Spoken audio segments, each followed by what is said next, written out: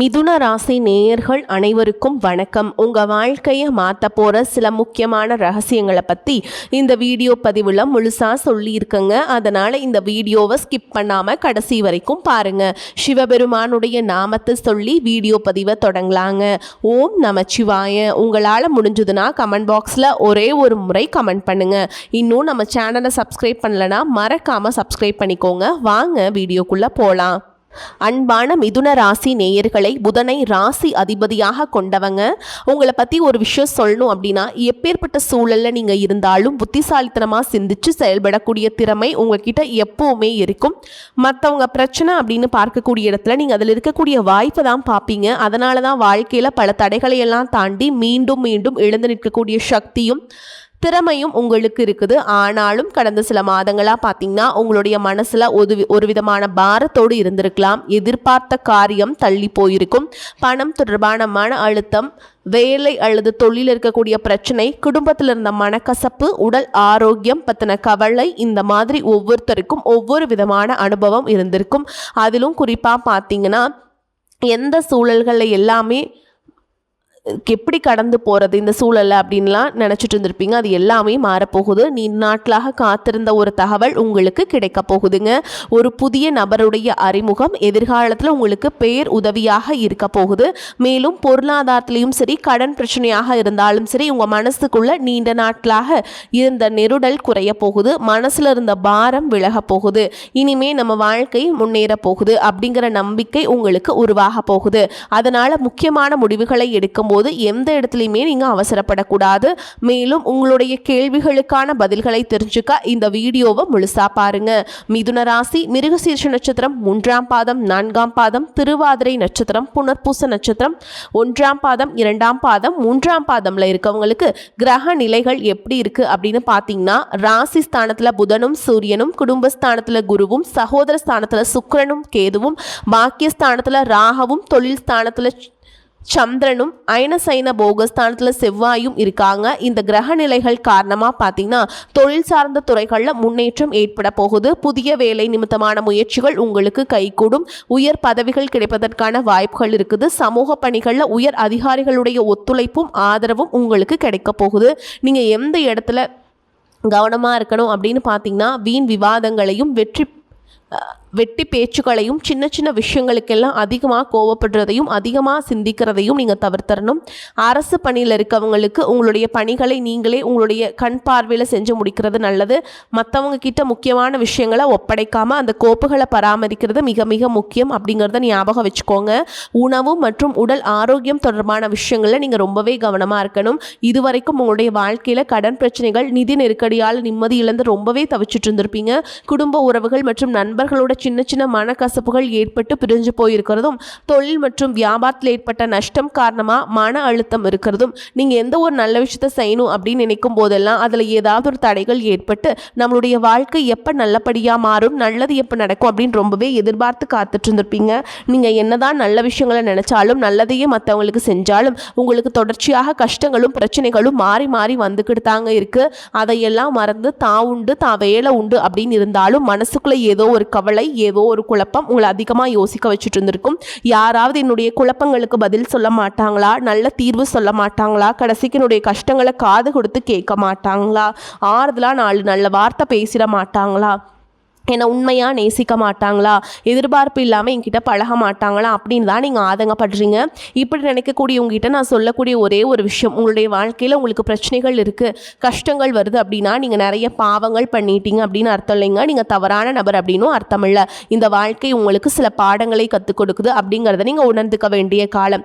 சாதாரணமாக எல்லாரும் சொல்லலாம், நல்லது செஞ்சால் இங்கே காலம் இல்லை அப்படின்னு நினைப்பாங்க. நம்ம நல்ல விஷயத்தை எப்போ செஞ்சாலும் அதற்கான பலன்கள் உடனே கிடைக்கலனாலும் அது காலதாமதமாக தான் கிடைக்கும் அப்படிங்கிறத நீங்க புரிஞ்சுக்கணும். இப்போ வரைக்கும் நீங்க எப்படிப்பட்ட கஷ்டமான சூழல்ல இருந்தாலும் சரி, அதுவெல்லாம் நிரந்தரம் கிடையாது. உங்க வாழ்க்கை இன்னும் முடிஞ்சிடல அப்படிங்கறத இங்க ஞாபகத்துல வச்சுக்கணும். இப்போ உங்க வாழ்க்கையில் இருக்கக்கூடிய கடன் பிரச்சனையோ, கணவன் மனைவி பிரிவோ, அல்லது காதல் தோல்வியோ, அல்லது வேலை இல்லாம கஷ்டப்படுறதோ, இது மாதிரி உங்கள் வாழ்க்கையில் உங்களை சுற்றி நடக்கக்கூடிய எல்லா விஷயங்களும் உங்களை அழிக்கிறதுக்காக வரல, உங்களை மாற்றுறதுக்காக வந்திருக்கு. ஒரு புதுவிதமான வாழ்க்கையை எதிர்காலத்தில் நீங்கள் வாழ போகிறீங்க. அதுக்கான ஒரு அடித்தளமாக தான் இதை நீங்கள் எடுத்துக்கணும். சிலருக்கு பார்த்தீங்கன்னா இந்த பிரச்சனையெல்லாம் கொஞ்ச நாளாக இருந்தால் பரவாயில்ல, ரொம்ப வருஷமாக இப்படி தான் போயிட்டுருக்கு, எனக்கு சுத்தமாக நிம்மதி இல்லை, என் குடும்பத்தில் சந்தோஷம் இல்லை, என்னை எல்லாரும் ஏமாத்துறாங்க, எப்போவும் நான் மற்றவங்களுக்காக வாழ்கிற மாதிரியே இருக்குது, எனக்கு பிடிச்ச சின்ன சின்ன ஆசைகளை கூட என்னால் நிறைவேற்றிக்க முடியலை, இதையெல்லாம் ஒரு நிமிஷம் நினச்சி பார்க்கும் பொழுது என்னடா இந்த வாழ்க்கை ஓடிட்டே இருக்கும், இதெல்லாம் எப்போ சரியாகும் அப்படிங்கிற கேள்விக்கு பதில் தெரியாமல் தான் இன்னுமே நீங்கள் ஓடிட்டுருக்கீங்க.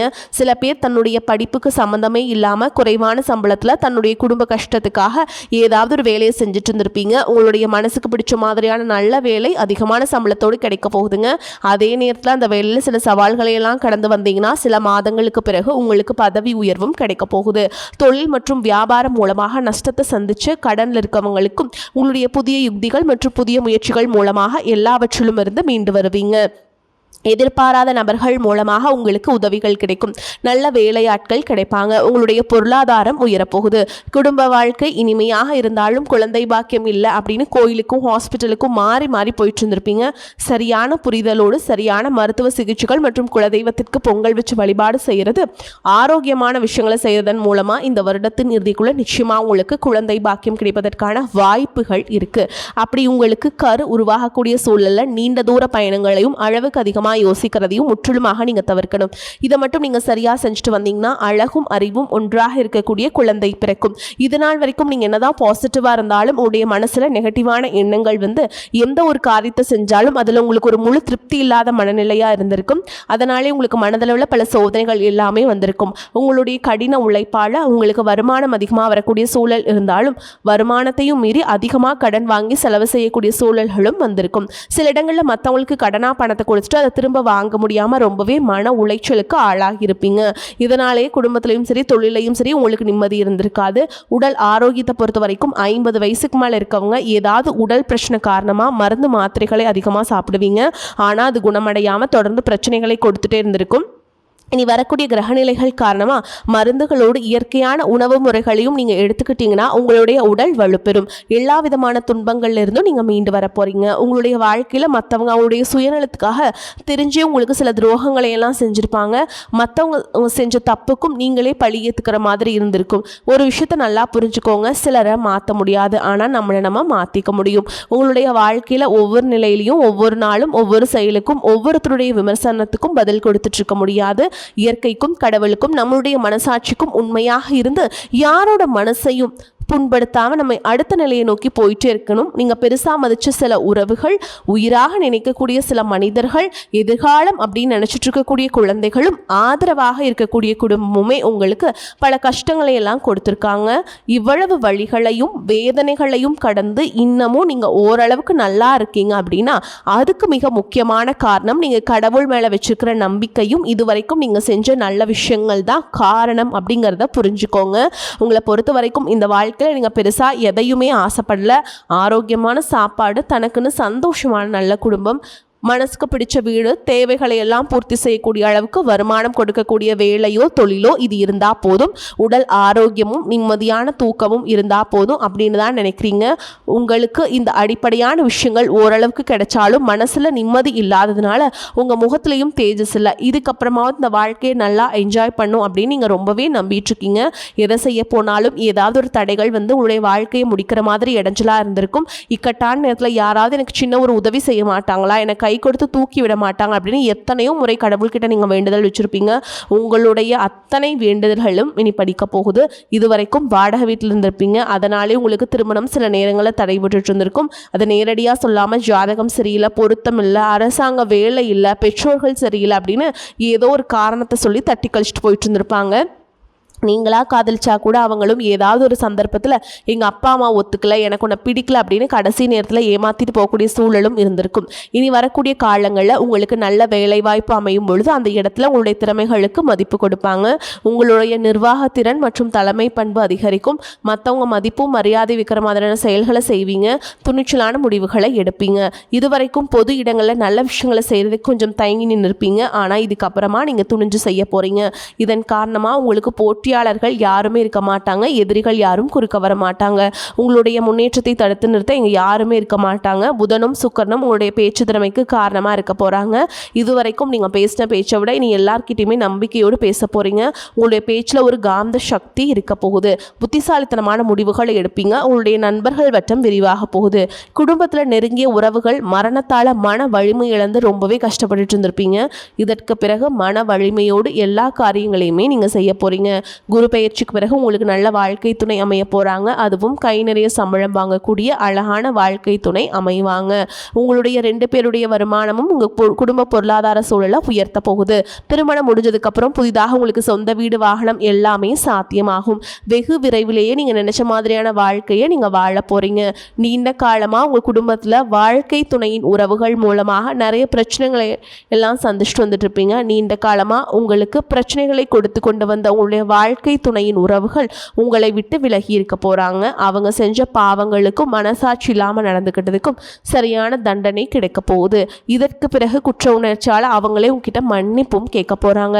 இந்த மாதிரி உங்கள் வாழ்க்கையில் நல்ல விஷயங்கள் நடக்கும் பொழுது உங்களுடைய நல்ல பேரை கெடுக்கிறதுக்கும் உங்களுக்கு அவமானத்தை ஏற்படுத்தணும் அப்படிங்கிறதுக்காகவும் சில மனிதர்கள் எந்த எல்லைக்கும் போய் தவறான விஷயங்களை செய்வாங்க. அதனால் உங்களுக்கு அறிமுகம் இல்லாத ஆண்கள் மற்றும் பெண்கள் கிட்ட பேசும் பொழுதும் பழகும் பொழுதும் உங்களுடைய வார்த்தைகளை நீங்கள் கவனமாக இருக்கணும். சனிக்கிழமைகளில் சனி வழிபாடு செய்கிறதும் பிரதோஷ நாட்களில் சிவனை வழிபாடு செய்கிறதும் உங்களுக்கு சிறப்பான பலன்களை கொடுக்கும். இதுவரைக்கும் நீங்கள் எதையாவது வேண்டுதல் வச்சுட்டு நிறைவேற்றாமல் இருந்தீங்க அப்படின்னா அந்த வேண்டுதல்களை நிறைவேற்றுங்க. உங்கள் வாழ்க்கையில் நீ எந்த விஷயத்துக்கும் தடைகள் அப்படிங்கிறது இருக்காது. எல்லாமே நல்லபடியாக அமையும். தன்னம்பிக்கையோடவும் தைரியத்தோடவும் ஒவ்வொரு அடியும் எடுத்து வைங்க. ஜெயிக்க போகிறீங்க. அதை யாராலும் தடுத்து நிறுத்த முடியாது. ராசியில் இருக்கும் கிரக கூட்டணியால் சாதகமான பலன் தாங்க கிடைக்கும். மன திருப்தியுடன் செயலாற்றுவீங்க. புத்தி சாதுரியம் மூலம் காரிய வெற்றி கிடைக்கும். கொடுத்த வாக்கை நிறைவேற்றுவதன் மூலம் மற்றவர்களிடம் மதிப்பு கூடும். பாராட்டுகள் கிடைக்கும். உடல் சோர்வும் உண்டாகும். தொழில் வியாபாரம் முன்னேற்றம் காண புதிய திட்டங்களை தீட்டுவீங்க. உத்தியோகத்தில் இருப்பவர்கள் உற்சாகமாக செயல்பட்டு வேலைகளை உடனுக்குடன் செய்து முடிப்பீங்க. புதிய பதவி அல்லது பொறுப்புகள் கிடைக்கும். கணவன் மனைவிக்கிடையே நெருக்கம் அதிகரிக்கும். குழந்தைகள் உற்சாகமாக காணப்படுவாங்க. பெண்களுக்கு மன திருப்தியுடன் காரியங்களை செய்து சாதகமான பலனை பெறுவீங்க. அரசியல்வாதிகள் கட்சி தலைமையின் நம்பிக்கையை பெறுவீங்க.